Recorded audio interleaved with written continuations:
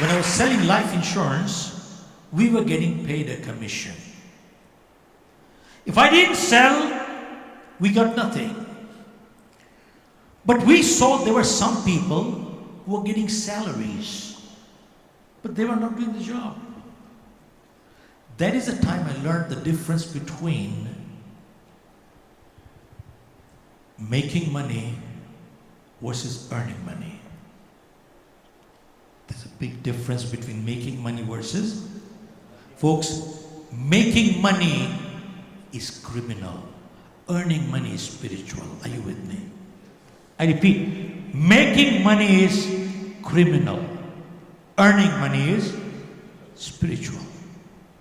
And that is the time I saw when people were getting wages and they were not working. I said they need to redefine the word integrity. Wages without work amounts to stealing. Wages without work amounts to stealing. And folks, Gallup did a survey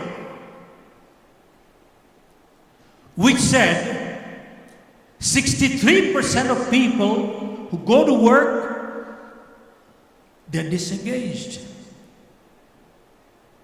Means they don't do the job. An additional 24% are actively disengaged, which means they make sure that others also don't do the job. Folks, that leaves only 13% of people who go to work actually do work.